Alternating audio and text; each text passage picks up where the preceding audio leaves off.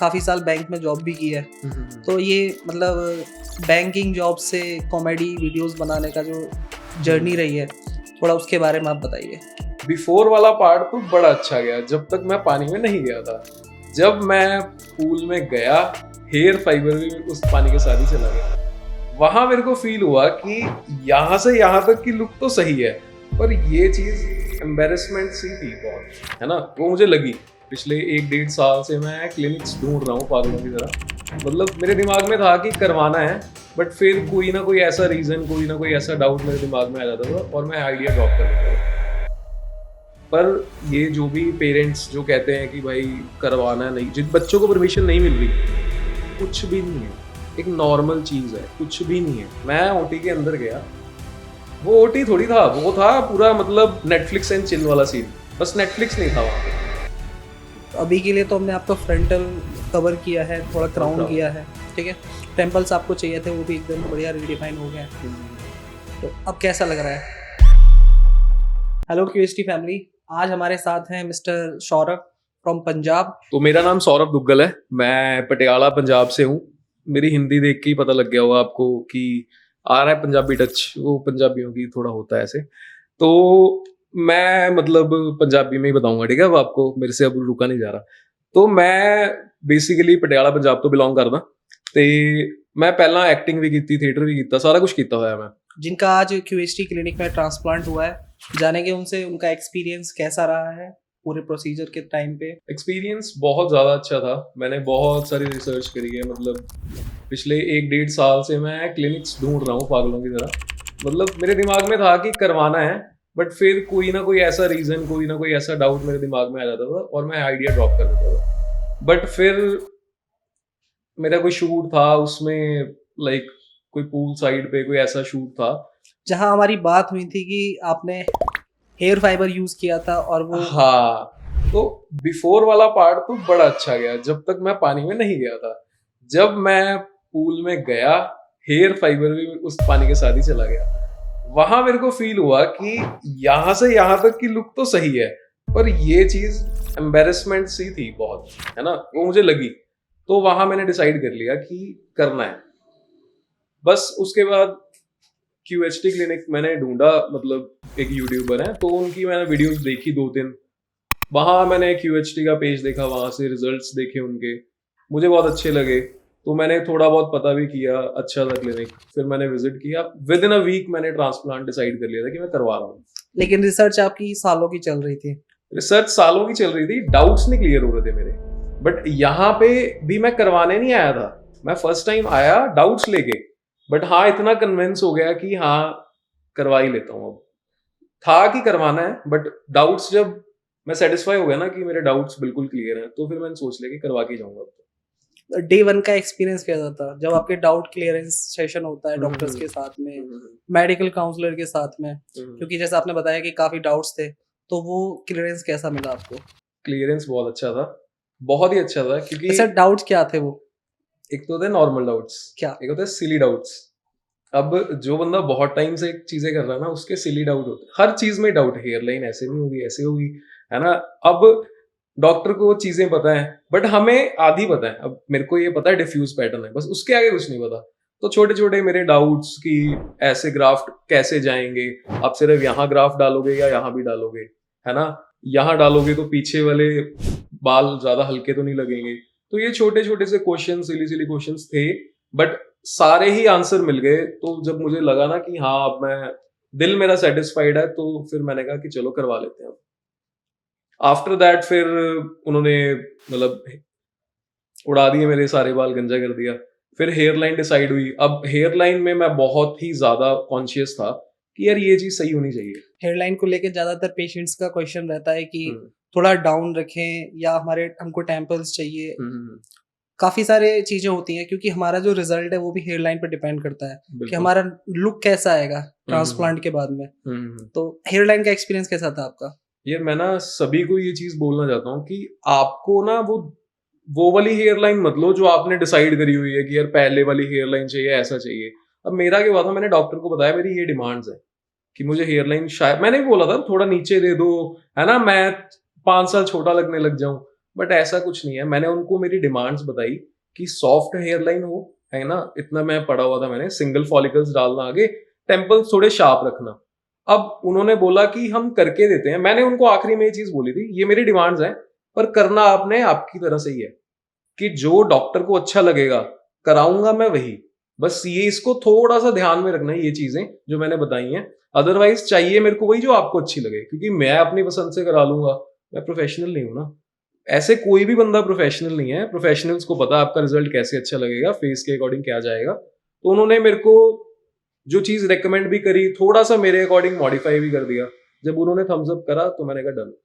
काफी टाइम दिया उन्होंने मेरे को, 1-1.5 घंटा सिर्फ हेयरलाइन पे डेडिकेटेडली एक डॉक्टर ने दिया मेरे को, कि यहाँ से ठीक नहीं लग रहा चेंज कर दिया, यहाँ से नहीं लग रहा चेंज कर दिया। काफी टाइम दिया उन्होंने। हेयरलाइन का वाकई में टाइम टेकिंग प्रोसेस है, क्योंकि सब कुछ उसी के बाद स्टार्ट होता है। बिल्कुल। लेकिन पहले से कुछ माइंड में था आपके कि मेरे को ऐसी हेयरलाइन चाहिए, या कोई सेलिब्रिटी या बॉलीवुड स्टार कोई हो कि भाई मेरे को ऐसी हेयरलाइन रखनी है? मेरे इंस्टाग्राम पे ना एक साल पहले शुरू हुआ था, ट्रांसप्लांट करके ना एक फोल्डर, सेव्ड में फोल्डर पड़ा है, दिखा देता हूँ मैं आपको। वो मैंने 1 साल पहले ना उसमें वीडियो सेव करनी शुरू कर दी थी। उसमें सब कुछ है, हेयर लाइन भी है, ट्रांसप्लांट के बाद हेयर स्टाइल कैसा रखना है, कोई हेयर स्टाइल पसंद आया उसको ना सेव में डाल के ट्रांसप्लांट में डाल दिया, ताकि वो रहे ऐसा। तो ये मैंने मतलब ट्रांसप्लांट करके फोल्डर डाला हुआ था, ये देखो। यहाँ पे सारी वो हेयरलाइंस हैं जो आपको पसंद आई मतलब हैं। मुझे, हाँ, इन बंदों की हेयर लाइंस, किसी का हेयर स्टाइल है ना, किसी का, मतलब ये चीजें पसंद आ रही थी तो मैं सेव करता जा रहा था। बट आइडली मैंने कुछ नहीं देखा।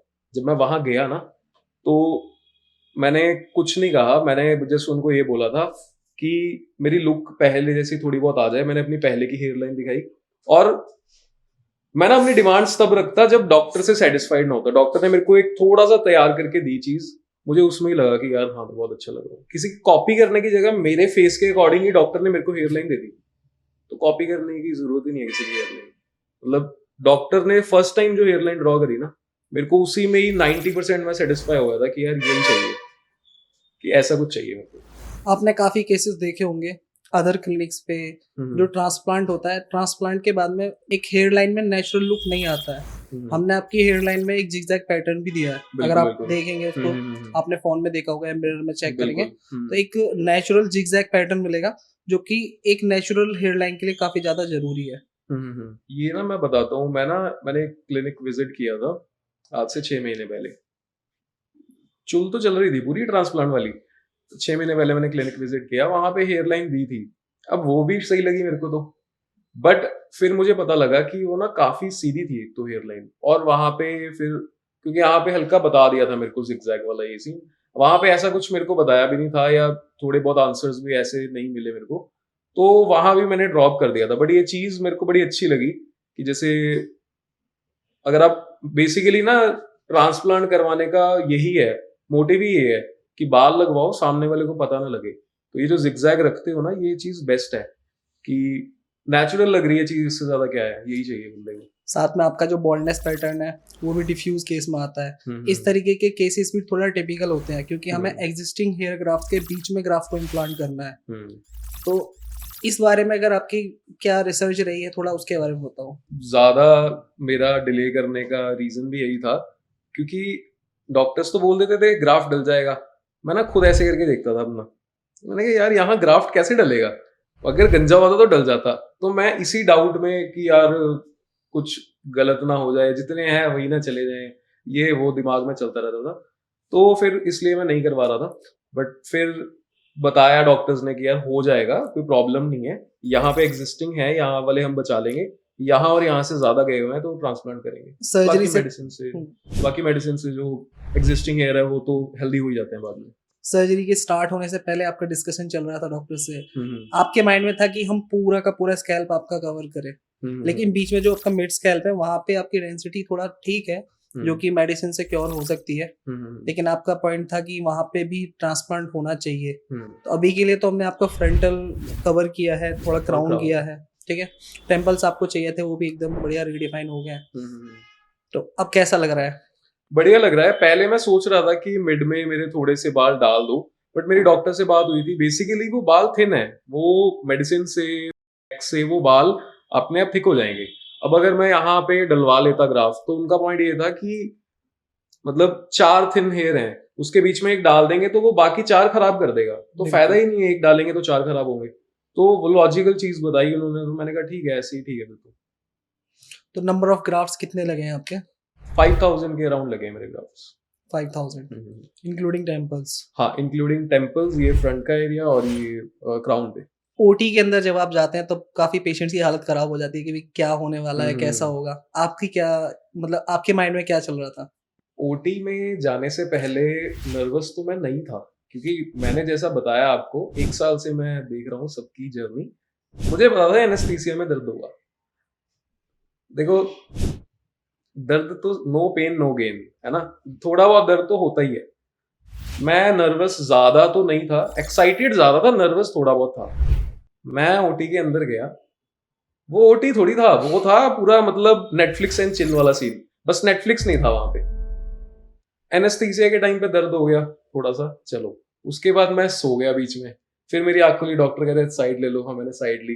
फिर वहां मैंने थोड़ा एनेस्थीसिया था, एकदम से थोड़ा कम हुआ, फिर मैं नोटिस कर रहा हूँ, मैंने कहा फुल चिल माहौल, मतलब फुल चिल था माहौल। ओटी ओटी नहीं था, उसका ओटी नाम रख के कुछ और रखो, ये हटाओ, मतलब बढ़िया था सीन, बहुत चिल था। डॉक्टर्स बहुत बढ़िया थे, हम बात करते रहे, मैं वहां पे भी बस फालतू फालतू क्वेश्चन पूछी जा रहा हूँ, डॉक्टर बताई जा रहे हैं, है ना, मैं हंसी मजाक करी जा रहा हूँ, वो भी करी जा रहे हैं साथ में, तो बढ़िया था पूरा। पेन लेवल कैसा था प्रोसीजर के टाइम पे? एनेस्थीसिया के टाइम पे दर्द होता है थोड़ा बहुत? बहुत माइनर, मेरे को तो फील ही नहीं हुआ, ऑनेस्टली बताऊं। मेरे को कुछ मतलब 10 घंटे 11 घंटे मेरी सर्जरी चली, लगा लो कि हर 2 घंटे बाद 2-3 मिनट का पेन, वो भी बहुत मिनिमल, आपको पता भी नहीं लगेगा, मतलब बहुत मिनिमल पेन। ऐसा कुछ नहीं है कि कोई बेयर नहीं कर सकता, कुछ भी नहीं। अगर आप देखेंगे मतलब जहाँ पे हमारे 5 हेयर ग्राफ्ट्स हैं या 4 हेयर ग्राफ्ट्स हैं, वहां से हम एक ग्राफ्ट को एक्सट्रैक्ट कर रहे हैं, ओके। तो वो प्रॉपर डेंसिटी को मेंटेन रखते हैं। हम्म ऐसे कोई मतलब पता नहीं चलता कि हमारे यहाँ से ग्राफ्ट निकाले गए हैं या कम हो गए हैं। हम्म लेकिन अगर आप जीरो ट्रिम करेंगे तब थोड़ा मिनिमम पता चलता है। आपके जितने बाल रखूंगा साइडों से, नहीं दिखेगा इसमें? बिल्कुल नहीं पता चलेगा। बस फिर सही है। हेयर ट्रांसप्लांट के बाद में जब स्वेलिंग आती है हमारी, हम्म 2-3 दिन में हो सकता, आपके केस में भी हो सकता है वो, लेकिन वो पेशेंट टू पेशेंट डिपेंड करता है, आए ना आए, ठीक है। लेकिन काफी लोग ना घबरा जाते हैं कि मतलब क्या हुआ है क्या नहीं हुआ है। तो स्वेलिंग को लेके आपके माइंड में क्या थॉट थे? मेरे माइंड में कोई थॉट नहीं थे, मैंने ऑलरेडी पढ़ा हुआ था कि स्वेलिंग आ सकती है। मेरे चोट भी लगती है, वहां भी स्वेलिंग आ जाती है, तो ये तो नॉर्मल है। अगर तुम्हारे कुछ बाल लगे हैं तो swelling is very much normal. If doctor is saying कि ठीक है हो सकता है आपको, तो हो सकता है। बट हाँ, उन्होंने मेरे को ये चीज बोली थी कि ये टेप लगी हुई है, ये मत उतारना, ये उतारोगे तो स्वेलिंग नीचे आ जाएगी। बिना टेप लगी हुई के भी नीचे आ जाए मेरे को तो भी कोई प्रॉब्लम नहीं है, क्योंकि वो ठीक हो जाएगी। मैंने देखे हैं ऐसे यूट्यूब पे केसेस की बंदों को स्वेल हो जाता है फेस, 4-5 दिन में बैक टू नॉर्मल। आपकी दवाइयां तो चली रही हैं, तो थोड़ा बहुत तो होता ही है। कोई इंटरनल चोट लगती है, उस पर भी सूजन आ जाती है, नील पड़ जाता है, तो ये चीजें नॉर्मल है। डॉक्टर ने बोल दिया नॉर्मल है तो नॉर्मल है। प्रिकॉशंस को लेके क्या क्या आपका डिस्कशन रहा है डॉक्टर्स के साथ, थोड़ा वो चीजें बताइए आप। प्रिकॉशंस बेसिकली उन्होंने बताया था कि मतलब आज लाइक मैंने 15th को कराया था, 21st तक हाथ नहीं लगाना, स्लाइन वाटर 1-1 घंटे बाद स्प्रे करते रहना आपको। 21st को आप अपना फर्स्ट हेड वॉश कर सकते हो बिना टच किए, वो लाइक बेबी शैम्पू को, हाँ बेबी शैम्पू को वैसे उसकी झाग सी बना के उसको ऐसे ऐसे करके वो आप बॉटल से सर धो लो। मिनरल वाटर आपको यूज करना अपने स्कैल्प पे फॉर 1 मंथ। उसके बाद सेकेंड डे पे वही हेड वॉश 2 बार करना है। थर्ड डे पे 23rd को थोड़ा सा आप रब कर सकते हो अपने स्कैल्प को। उसके बाद 3-4 दिन क्रूशियल होते हैं बस। उसके बाद फिर धीरे धीरे हमारे जो स्कैब्स हैं वो निकलने शुरू हो जाते हैं, और जो हमारे बेबी हेयर्स हैं वो दिखना स्टार्ट होंगे। हाँ, थोड़े टाइम के लिए, फिर शेडिंग फेज आ जाएगा। आफ्टर 1, आप मतलब इसको कह सकते हैं 4 वीक्स के बाद में जो हमारा शेडिंग फेज स्टार्ट हो जाता है, और 3 से 4 महीने तक वो चलता है। कुछ बाल हमारे ग्रोइंग फेज, कुछ हेयर्स हमारे ग्रोइंग फेज में रहते हैं, कुछ हमारे शेडिंग फेज में रहते हैं। तो यहाँ पे भी लोगों के माइंड में ये डर आ जाता है कि पता नहीं क्या हुआ है, डॉक्टर ने मतलब क्लिनिक ने सही से सर्जरी की है नहीं करी है, हमारे पैसे बर्बाद हो गए। शेडिंग फेज में ना ज्यादातर लोगों के माइंड में डाउट रहता है। अब क्वेश्चन शेडिंग फेस का कर रहे हो वैसे, मैं ना हंस रहा था उस टाइम पे भी, मतलब मेरे दिमाग में कोई और ही चीज चल रही थी। मेरे दिमाग में चल रही है कि जल्दी से बाल झड़े नए आए, क्योंकि प्रोसेस है, बाल झड़ेंगे ही। अरे डॉक्टर ने बोल दिया झड़ के वापस आएंगे, तो आप डाउट में क्यों हो? झड़ने ही है, वो प्रोसेस है अगर चीज का, कि एक बार चीज अगर आएगी तो एक बार झड़ के ही आएगी। तो मैं तो एक्साइटेड हूँ कि भाई जल्दी से झड़, उसके बाद दोबारा ग्रोथ आएगी, तो मैं एक्साइटेड हूँ कि कैसे आएगी। सर्जरी के बाद हमको 1 हफ्ते तक बिल्कुल स्ट्रेट सोना होता है। स्लीपिंग पोजीशन को लेके थोड़ा सा मतलब आपकी क्या मतलब कैसा एक्सपीरियंस रहा, थोड़ा सा उसके बारे में बताओ। स्लीपिंग पोजीशन मेरे को एक्चुअल में लगा था कि ये तो बहुत डिफिकल्ट होगा, कि मैं कुछ ना कुछ खराब कर लूंगा अपना। एक्चुअल में लगा था मेरे को कि इसका कोई वे आउट नहीं है, क्योंकि मेरे क्राउन में भी ग्राफ्ट लगे हैं, टेम्पल्स में भी ग्राफ्ट लगे हैं, टेम्पल्स में भी ग्राफ्ट लगे हैं। मुझे ऐसा कोई दिक्कत नहीं है कि मैं ऐसे पास से ना लूं इधर उधर, मतलब, पर क्राउन में ग्राफ्ट लगे हैं, इसको ऐसे बचाऊंगा। मेरे को था कि यहाँ पे गोल पिलो भी रख लूंगा, फिर भी स्कैल्प नीचे टच होगा, ये नीचे टच होगा, पर ऐसा कुछ भी नहीं हुआ। मैंने नॉर्मल वो करा अपना, 3-4 टॉवल, पिलो तो मोटा था, 3-4 टॉवल वो करे, उसके बाद डॉक्टर ने एक शीट दी थी उसके ऊपर डालने के लिए, वो डाली। जब मैंने नीचे टच किया ना, मतलब नीचे सिर रखा अपना, तो इतना डिस्टेंस था बेड से, और पीछे भी काफी डिस्टेंस था, तो मेरे को कोई दिक्कत नहीं आई, बहुत इजी था। मेरे को एक्चुअल में फील हुआ था कि बहुत डिफिकल्ट है ये चीज, बट कुछ भी नहीं था। तो अभी 24 आवर्स लगभग हो चुके हैं आपकी सर्जरी को कंप्लीट हुए। अभी मतलब आपको कुछ पेन वगैरह कुछ फील हो रहा है पीछे या फिर ऊपर स्कैल्प में? पेन मेरे को लास्ट मुझे याद है जब एनेस्थीसिया लगा था तब थोड़ा सा हुआ था, उसके बाद सुन्न हो गया था। फिर जब मैं बाहर निकला तो ये सारी चीज मेरे को कम फील हो रही थी, पेन नहीं था, फील नहीं हो रही थी। वो एनेस्थीसिया का असर है। वो एनेस्थीसिया का असर था बस वही, बट पंजाबी है वो 2 घंटे में निकल गया मेरा। उसके बाद यहाँ बैंडेज लगा दी थी, यहाँ कैप लगा के मैं होटल चला गया, कोई पेन नहीं हुआ।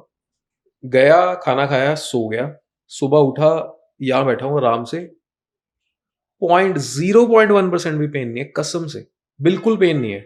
यहाँ पे थोड़ा बहुत मतलब वो था, जो प्लाज्मा वो होता है, तो बैंडेज जस्ट मैंने चेंज करवाई अभी दोबारा, बट पेन नहीं होती, बिल्कुल भी नहीं है, हेडेक भी नहीं है, पेन कुछ भी नहीं है मेरे को, एक्चुअल में कुछ नहीं है, बहुत इजी फील कर रहा हूँ मैं। बस ये है कि थोड़ा ऐसे आंखें वो चीज नहीं कर पाते तुम इतना ऐसे प्रॉपर वो मूवमेंट सी, बट थोड़ा हैवीनेस आ जाता है, हल्का सा हैवीनेस होती है। आप पूरी आई मूवमेंट जैसे पहले करते हो ना वैसी वाली नहीं कर सकते, बट ठीक है, वो भी 3-4 दिन की बात है, कुछ ही दिन का नॉर्मल है, वेरी नॉर्मल। थोड़ा QHT टेक्निक के बारे में आप बता सकते हैं? तो मैंने कराया था QHT टेक्निक से अपना ट्रांसप्लांट। उसमें क्या होता है कि नॉर्मली जो और भी टेक्निक्स है काफी मार्केट में, कि आपके ग्राफ्ट्स निकालते हैं, उसको कोई वाटर में वो सेव कर लेते हैं, उसके बाद फिर स्लिटिंग हुई होती है ऑलरेडी, फिर डालने स्टार्ट करते हैं। अब QHT टेक्निक में क्या है, ग्राफ्ट निकल रहे हैं, साथ के साथ इम्प्लांट हो रहे हैं, डैमेज होने के चांसेस बहुत ज्यादा ऑलमोस्ट 0 हो जाते हैं। तो ग्राफ्ट नहीं डैमेज होंगे, आपका डोनर ज्यादा बचा रहेगा, है ना। तो मेरा ये रीजन था, प्लस जितनी जल्दी ग्राफ्ट जाएंगे ना उसमें आपका रिजल्ट भी उतना ही अच्छा आएगा। आप प्रिजर्व करने की जरूरत नहीं ना, बट 10-15 मिनट में वो ग्राफ्ट प्लांट हो गया, तो रिजल्ट्स में दिखती है वो चीज। इसलिए मैंने QHT टेक्निक से करवाया अपना, और आपको भी ये रिकमेंडेड है कि बेस्ट देखो अपने लिए, जहां आप सेटिस्फाइड हो वहां से कराओ। उसके बाद QHT है, हाँ, जहां से आप सेटिस्फाइड हो अब वहां से कराओ। हाँ, मैं QHT से सेटिस्फाइड हूं, आना हुआ आ जाओ। मेरे जितने भी अपडेट्स हैं QHT के चैनल पे आपको मिलते रहेंगे, टाइमली अपडेट्स देखते रहना, कैसे कैसे चल रहे हैं मेरे बाल। मेरे भी होंगे शेड, डरना मत, फिर आ जाएंगे वापस। तो फॉलो कर लो QHT को, मेरे आपके सारे अपडेट्स मेरे आपको वहीं मिलेंगे।